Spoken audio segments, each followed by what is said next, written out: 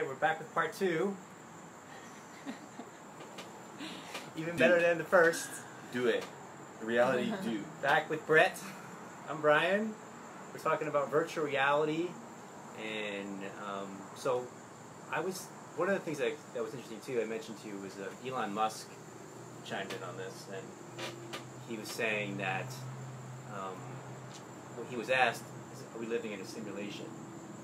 And he was saying, based on mathematical probabilities and all these different things, it's extremely likely that we're living in a simulation. And in the future, virtual reality became so advanced that it looked no different than this reality. And there's millions and millions of virtual realities, and we're in one of those virtual realities now, right? And we're not in the real one.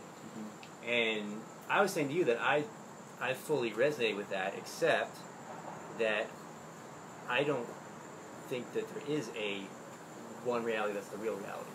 I think it's all virtual realities. And that's what I feel like I heard you say when I talked to you, and that's what I feel like I heard you say in the video that I watched today too. Yeah, I think that the question of, you said, you don't think that there's one real reality. I think even that languaging is interesting. Yeah. It's almost like the word reality almost sounds like real, even though that's not how the word's structured, but it feels like talking about reality is to say this is an experience that we can share. I do think that it's defined by the ability to share it, recreate it. Somehow I can say, here's my reality, and you can take it and say, oh, I can see that reality, I can experience that reality, almost like you're saying, that's like real for me too. And so, I think Elon Musk's a really interesting and impressive person. I think Einstein's a really interesting and impressive person. The question of whether or not we're in a simulation, I wonder why that's important. To me, I think what's interesting to me about it is there's this sense of this is reality. This is real. Like, I remember when I was young, hi Mom, my parents sometimes would be like, get real. Like, be realistic, Don't be dreaming for that. It's like pipe dreams, Yeah. And that's something I hear a lot, sort of growing up. It's like, deal with reality, get with reality. This little thing is reality, Just get inside it and be in it and be satisfied with what you have. Yeah. And I think it's what's exciting or what's liberating is to realize that this, whatever someone's pointing to, is one version of reality, and there's lots of different versions of reality, and I can give my attention to other realities, and there's potential, what I'm discovering is even to create worlds, to create universes, and to play in them with other people that want to play in them with me. Yeah. Yeah. So it's still the theme is shared, right? Yeah. It's saying, here's a real thing, let me share it with you, and when you experience that thing that I've shared with you or that someone else has shared with you, then I think then it becomes a reality. Yeah, you could say it's a real thing, and that's totally one valid way of saying it. But you can also say it the other way, which sometimes I find more exciting, which is, here's my imagination. I want to share my imagination with you. Yeah. And I think there's real power in communication when we are communicating from the imagination. Like, I imagine that what you're experiencing is this, this, and this. Yep. It's kind of inarguable because it's based on something that's not necessarily, it's not arguably real. Yeah. It's just my imagination. So I like the twist on that. So I wonder if we use the same words, right? So if I take an imagination and share it with you, does it change the imagination? Does it define the imagination? Does it maybe make it more real? Like, does it cross that spectrum? I think if I share my imagination with you, it allows you to co-create that imaginary world with me. And ultimately making it more real. Potentially.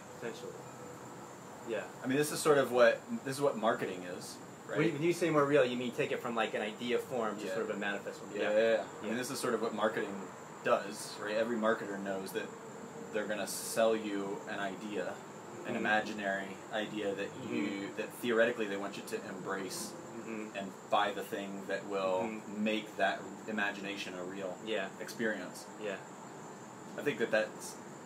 I mean, this feels really off in the rabbit hole. Like I don't know where this rabbit hole goes. I always find myself fascinated by the tangents. Let's find out. So what imagining? I think that you shared an imagining moment ago. Oh, Elon Musk's. So if we imagine that we're in a simulation, that I think that's saying this conscious experience is manifested through some layer on top that's saying, here consciousness, experience this simulation. And so who's that? That's saying, here, do this. Here, have this imaginary experience. Right. I want to know who that is. Well, see, this is right. So, this is why I say ultimately, to me, this becomes like mystical conversation because, to me, who is that is us. We're that because there is nothing separate from me or you. We're one. We've had conversations before, so I think they can follow there. There's a sense of oneness. There's no separation, and then so whatever is out there is actually a reflection of the same intelligence. When I say me, I don't mean me, Brian. I'm saying there's something beyond the ego, something beyond the story, the identification of the story. So that same intelligence is creating everything, right? And so. So then it's not a scary thing. It's not a disempowering thing. Right. Totally. So I had this really fascinating experience when I was 18 years old. I went and lived in Budapest, Hungary for a year, and I learned the language, and I didn't know anybody when I went over there. And here's what I remember so distinctly that gave me a direct experience of this illusion and how the source of my imaginings about this reality are come from me. Yeah. So I had my circle of friends in high school, and then I graduated high school, and then I went to Europe for a year. So 11 months I'm there, and while I'm in high school in Budapest, I'm seeing people who are all Hungarian, and they've all got different names, they've got different faces, but their personalities, as I get to meet them and learn them, I find my circle of friends in the Hungarians. Right, so I find my buddy John, and I find my buddy Todd and Josh and Karis and all the people that I grew up with. It was like embodied in this Hungarian person named Anna or named Balázs or like whoever those people were there. And I realized for myself, firsthand experience, that it was me who was defining who John was or who Balázs was. And it was me who was putting that lens on who is this person in relationship to me. And then I would relate to them as if they were my best friends. And that I do think that I think that's what you're saying, right? Yeah, and I would take it even farther. One thing I've been really exploring, because I've been looking, there's a 11-year-old here where I'm staying. He plays video games, right? So these games, these movies, these stories, these novels, they generally have a villain, an evil person, an evil character. And I think that we really want to create that too. Like we want to create that. There's something about us that enjoys that polarity, right? So if you can realize that, I'm creating that character too, then there's the ability to love that character as a reflection of yourself, as a part of the game that you've created, your virtual reality. Right. Yeah. The villain conversation is interesting because, well, it makes me think of a thought I have about peace. Right. So if there's a purpose in my life, I believe it's to create peace. And in thinking about that, I find myself questioning, well, why isn't there peace? Right.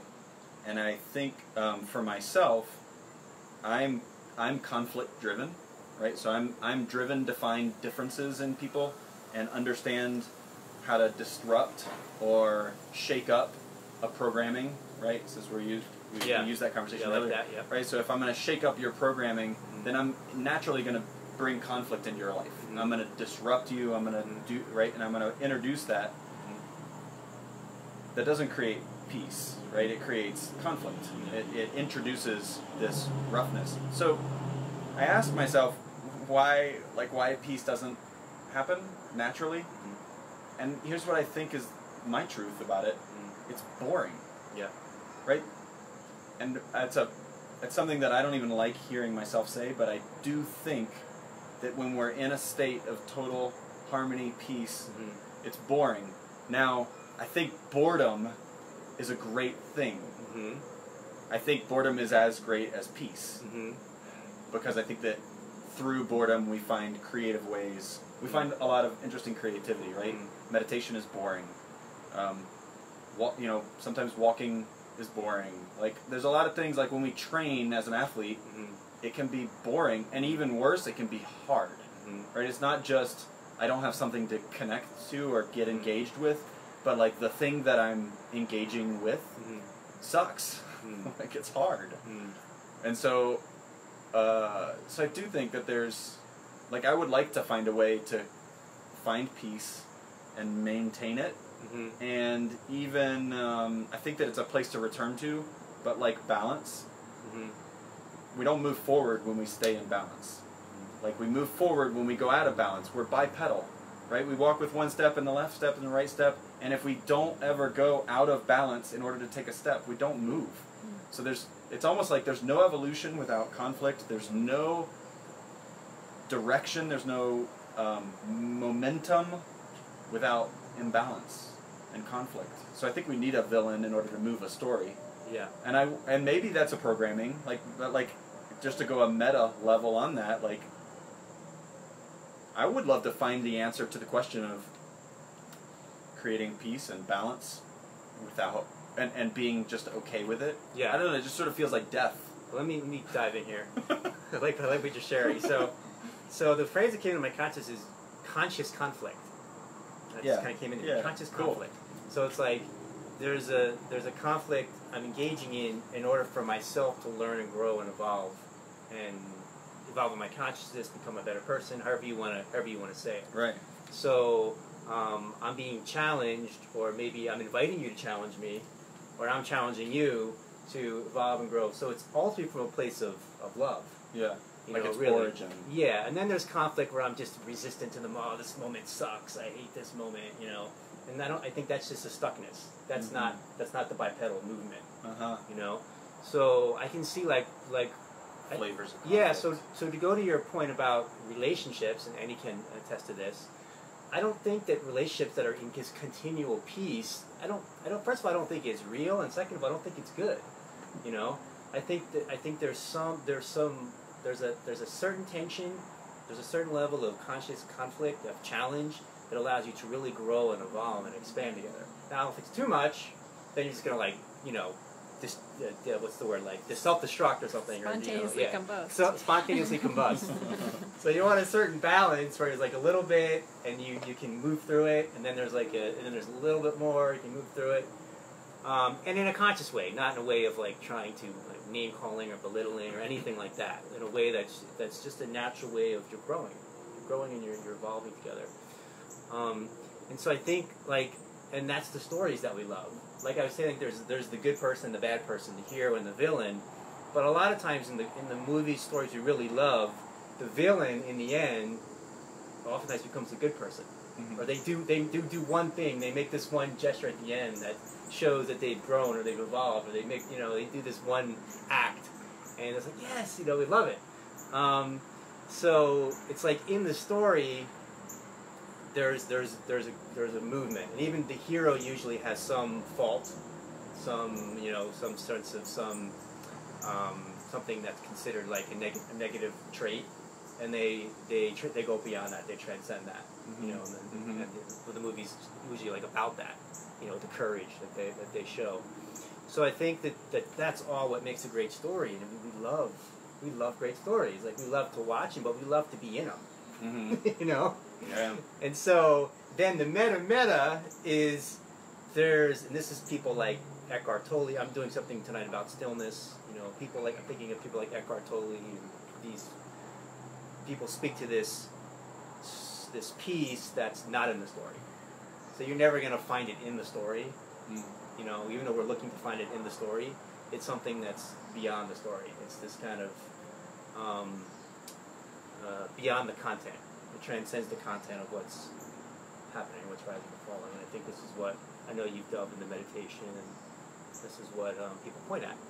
You know, so I think realizing both those levels of, like, yes, I'm embracing the story as a story, but I'm not going to look for something in the story that I can't find in the story. What? Does that make sense? No, I didn't. I don't think you can find a sense of absolute peace in a story. Uh-huh. And we don't, like you said, we don't really want to. But we can find it beyond the story. We can find it in the space, the spaciousness, the stillness, the silence. After the story. Or like even in like reflection. Or even between thoughts. Like, right? Like, there's a space of, like, oh, in this space there's just peace. You know? So can you find that peace even amidst the story? I think that's like a worth inquiring into. I think it's a worthy pursuit. Yeah, worthy pursuit. That's it. It does feel like that impossible thing. Yeah. You know, which I've always found impossible things are the place to go. Yeah. You know, as soon as I go, oh, that's impossible, then like that's where I lean. Yeah. It's a little bit like fear and again, conflict. Yeah. I'm a fan of being around people that have strong opinions and hold them and don't want to be changed. Really? Yeah. I think that those people deserve exploration. You know, I think that if we spent more time exploring what that belief is and maybe even the origin, but certainly like how it's presently showing up for somebody right now. Yeah, that's a powerful. I think that's what we're here to do, right? Is to identify our differences and then explore what those are. So yeah, so anytime somebody's convicted to a specific programming, yeah, I want to know why and how, and I'd like to go into the dark corners and dig up what the mystery is, and especially if they're strong for that person. Yeah. Is there an example of someone that you can think of in your life, like presently or recently, that? Yeah. So my mom, which, yeah, I'm not gonna.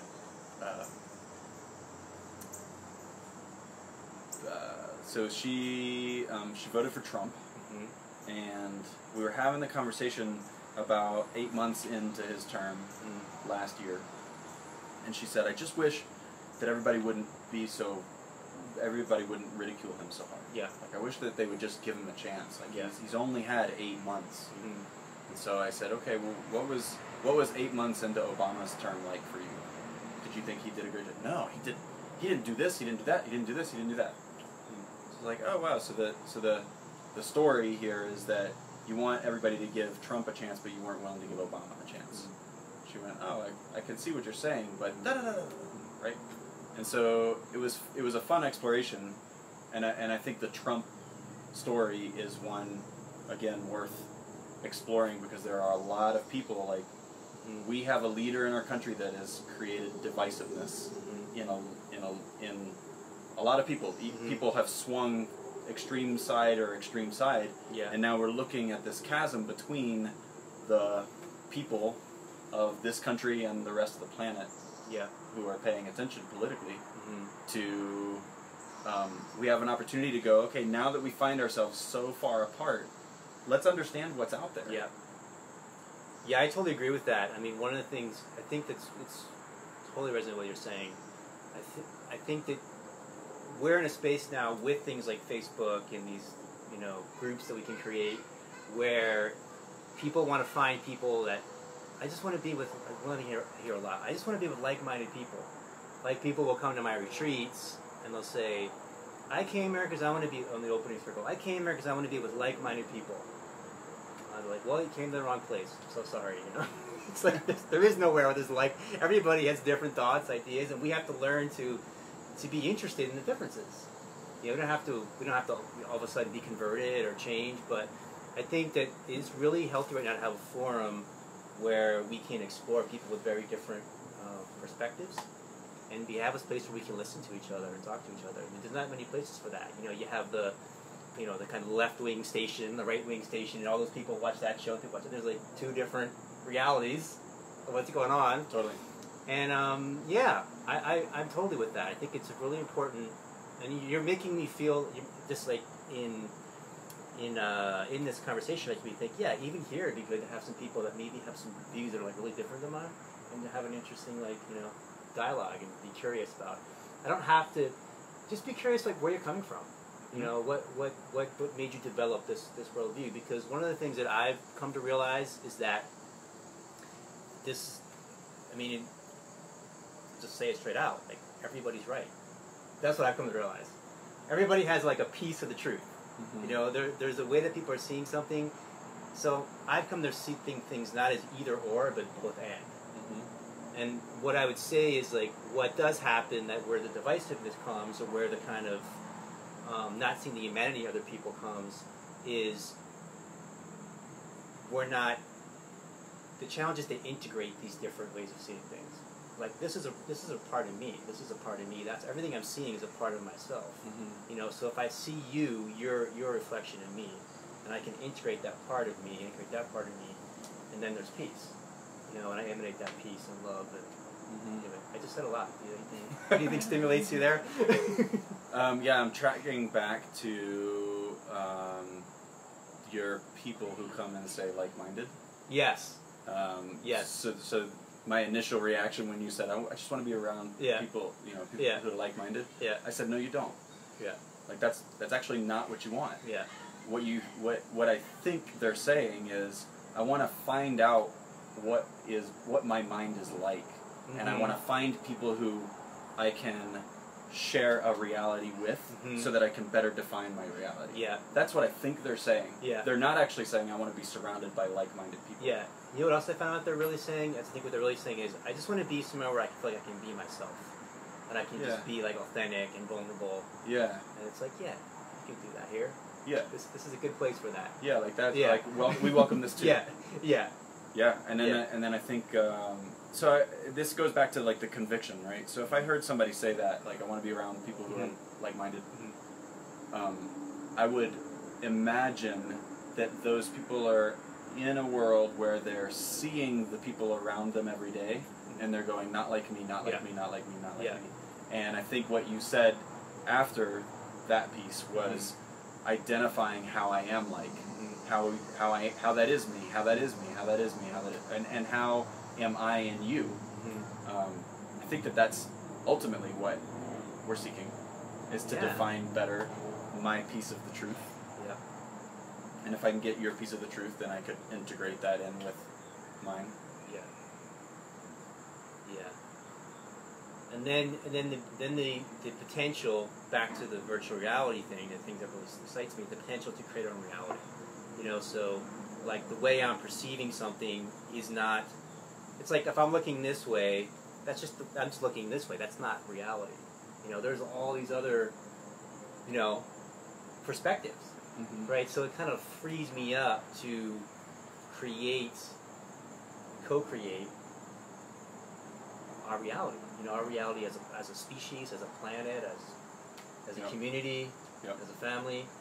So I think it's really exciting. That's what excites me about the virtual reality, like where it's it's like the question. I'm making this up. What do we need to know about reality in order to fully experience it? Uh-huh. Yeah. What would your answer be? What would we need to know about reality in order to I would say my sense, that could be wrong, if there's a wrong, but my sense is nothing. I think, so I'm going to say that what we need to know about our experience of reality is that we can't know it fully. Yeah. And once we acknowledge that we can't know it fully, mm-hmm. and we say, okay, that's impossible, then we pursue it, knowing we're going to fail constantly. Yeah. We're going to constantly miss a huge percentage. Yeah. Like a percentage that would make all of us really uncomfortable. Yeah. Yet we make decisions based on that tiny percent of what we actually are consciously aware that we're perceiving the reality to be. And we're making these huge, bold, powerful decisions about it. I think that's, I don't know, that feels as dangerous as driving a car. You know, like it actually makes driving feel like anything that we do that's physically dangerous in this world, with as little as we know about what is actually happening. I don't know. I'm not a fear-prone person, so I'm neither like. am I. So I lean over that we're talking stuff. all this crazy shit in front of whoever listens. Whoever will listen to us pontificating. Yeah, I think that that's an interesting pursuit, though, to find out what the differences are, and I think the more different a person's perspective can be, the more valuable it is to explore. Yeah, but the other thing I see is it allows me to potentially change my perspective, right? So you become like, you can evolve. Yeah. You can evolve. It's like, because I think so many people think, oh, I'm just this. This is all I am. I'm just Bob or John or Sally, or this is just who I am, and I can tell you my personality traits, and this is what I am, all over be. But this is opening us up to realize we're more than that. We're infinitely more than that.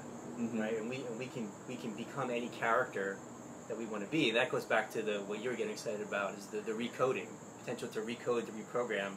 When we realize that this is a program I have, is this program still serving me? Maybe it is. Maybe it's not. Maybe this part of it is, but this part of it's not. You know, so we can kind of recode ourselves, reprogram ourselves in the same way we would program a video game. You know. Yeah, updates. Yeah, updates. Updates. Bug fixes. Bug fixes. Yeah. So that goes back to, you said, I want to circle back. Because I want to circle back to that question. That's what I was going to say. Like, you can evolve the game as a player. Yeah. Because people start playing the game and they're like, oh, we want to update this or fix this bug or So there's a really fascinating game that was very much a rabbit hole. It was called Glitch, and I totally love this game. Amazing game.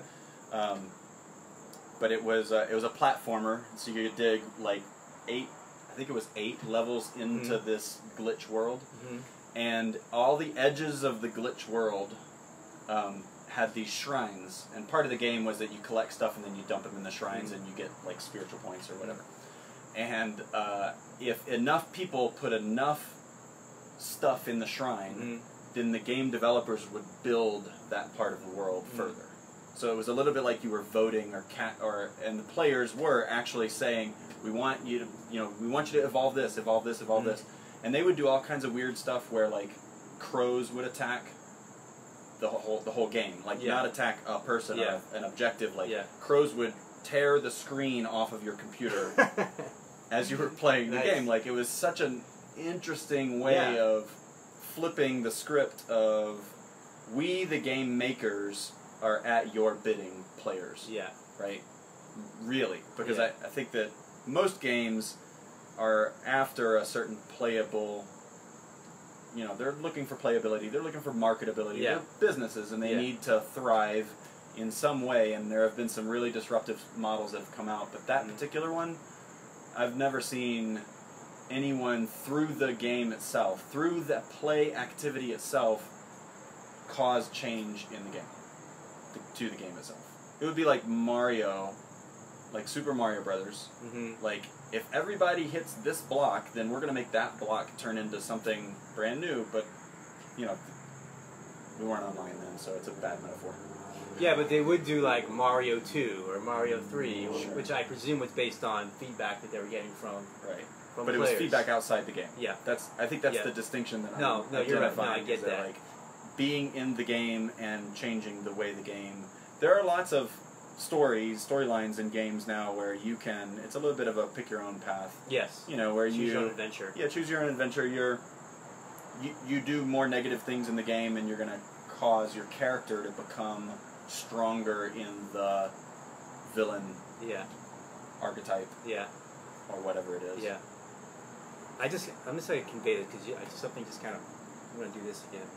So, it's like games amidst games, and every game is affecting every other game. Does that make sense?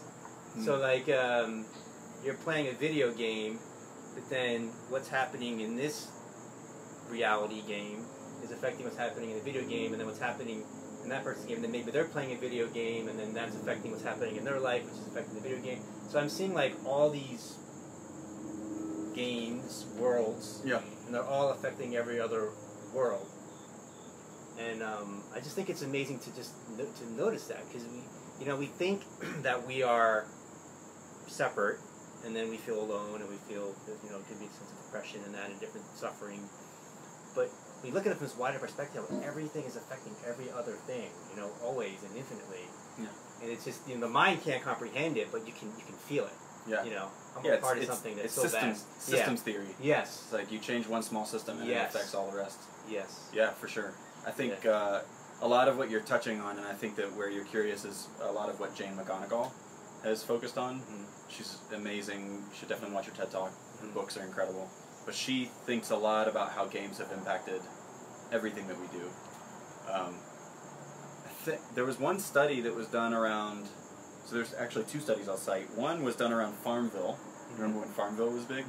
Right? So they said that the study was like if they created an event in Farmville at a specific time, that they could control, X percent of the population into focusing in one place at one time. So it's like incredible power just to be able to like manipulate, control a populace. So I thought that was interesting. The other one was about citizen engagement. So it was a study that was done about gamers of a specific game, which was a 5v5, it's what's called a MOBA, or a massive online battle arena. And these kids that were playing the game, they were in college, they compared how likely were they to vote, rally, do one of these civic engagement things, versus mid-30s parents of kids younger than 5. So like this population of mid-30s, very engaged statistically, versus these like 20-somethings that are playing this one particular type of video game. And they found that 23% more likely these kids were to participate than these parents were. And that, to me, woke me up to something that was happening in the video game world, which was these games that are causing kids, players, to work together, to become better at the game by working with you to achieve a specific goal, right? Yeah. So it's like collaborative competition games, and that's what we see all over the place right now. Everybody's playing, well, it's actually, we have one of the most divisive games out there right now, which is Fortnite. Yeah. And PUBG. Yeah. And these games which are Hunger Games-ish, right? Where it's every person for themselves, unless you clan up, and then, any gamer out there that's played those games knows that they're going to get backstabbed by one of their players at some point. It's just an inevitable part of the game unless you're playing groups. So anyway, I just think that there's something really interesting about the video gaming world and the simulation world, whether that's conscious human simulation or unconscious human simulation. And then these video games have a lot to teach us about our own behavior and how we can explore it at least. So let's talk about the future for a moment, and then some things that you're doing now. But do you see anywhere you want to go in the future? I'm fascinated to hear where you see we're going in like 20, 30 years. But the specific question I have is, do you see what I was alluding to earlier, where these virtual reality games will become so real, quote unquote, that they'll be indistinguishable from this? They're really close. Yeah. Yeah, I'll say inside of VR, more and more people, I can put them into scenarios where they would confront a fear, or they would confront something because it feels so real. Yeah. So I think that we're really close, but we're still really, at the same time, we're really far away. I don't think, so this is an age-old question in virtual reality, right?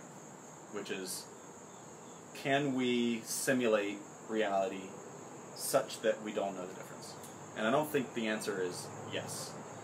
I don't think we'll ever get there. I think we'll come so close that there will be a generation of people that will maybe choose a simulated reality or a tech-enhanced reality over this boring old thing. This boring peaceful thing. Yeah.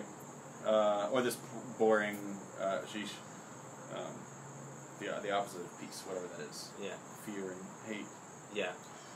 So, no, I don't think we'll ever get there. Uh-huh. I think in 20 years, driving will be a hobby. Mm-hmm. Racetracks will be a thing. Mm-hmm. Because of automated cars. Yeah, because we won't. Driving will be a luxury, not because we're driving on roads, but because I can go and get one of these old cars and drive it around a track, and that'll be fun because we won't do it every day.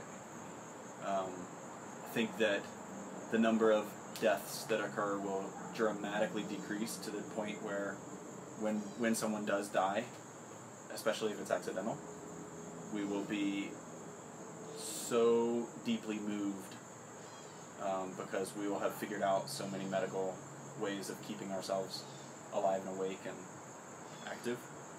So do you mean when someone dies like young, or someone dies like before? Or because car accidents will still happen with automated cars. Yeah. But they'll be 2% of the number of car accidents that happen today. But that 2% will be dramatic. Like that'll be newsworthy. Mm-hmm. Like if we reported every car crash that happened in the world that killed somebody, we would be nonstop. That would be like 17 channels of constant news. Mm-hmm. So I think there's a lot coming that it's going to be interesting.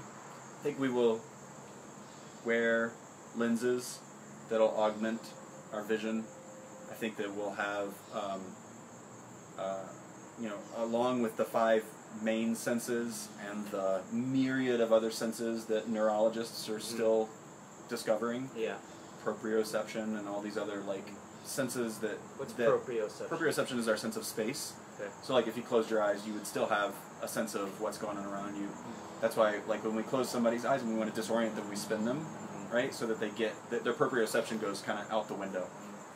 But we still have it. Like if you paid attention to it, you could still have your proprioception. But it's not based on the eyes. It's not based on the hearing. It's not based on any of our other cardinal senses specifically. It's another sense.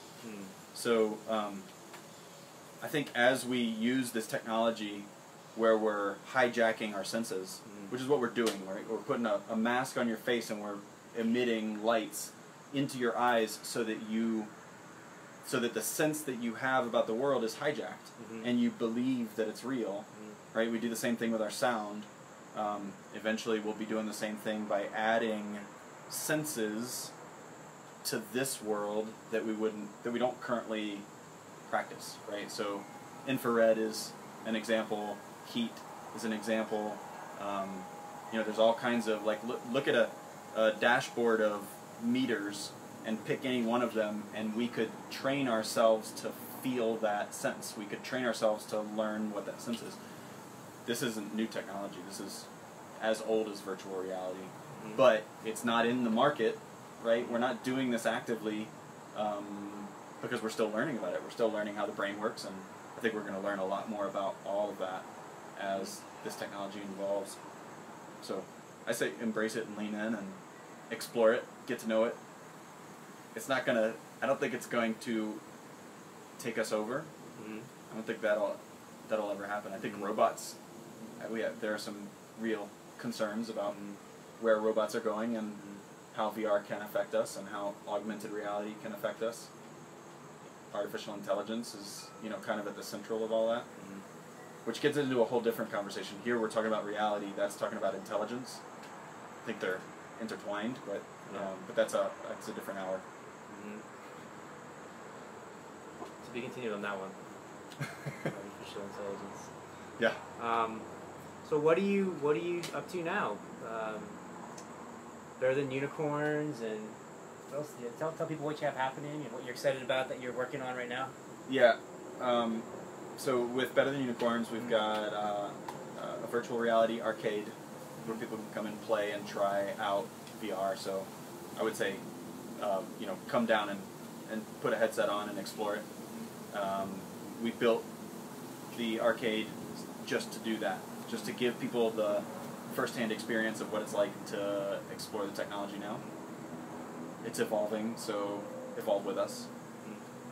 We're in the process of making team-building experiences in VR, so I was an Outward Bound instructor, and anyone that's ever done a ropes course, your instructor should have said, it's not about the wall, it's not about the ropes, it's about what you debrief and what you experience while you're climbing the wall, or while you're, up on the ropes and confronting some fear. That's what it's about, right? So simulating these potentially dangerous or giving you the opportunity to overcome with courage some challenge, right? We were talking about the hero's journey earlier. These team building experiences, what they do is simulate for us how we will behave when we're confronted by a challenge. And so we're just using games and co-oping the senses with to do exactly that. So we're developing some futuristic space-like stuff that's impossible to do here on the planet. And that's exciting because every time we have a group that comes in, there are these amazing debriefs that come out of, they come out of play, they come out of games. And that's the way I've always lived my life. And so it's amazing to me to be able to give that reflection to a whole other team of people. Yeah, so betterthanunicorns.com is the way to find us. It feels like the theme of what is like transcending limiting beliefs. It feels like this can be an aid to like really face limiting beliefs and the transcendent. Yeah. Yep. Thanks so much for being here. And you got it. Sharing and just being open to what arises in the space. Thank you all for being here. Thank you, Annie. May you all have a beautiful day. And see you in the next Now.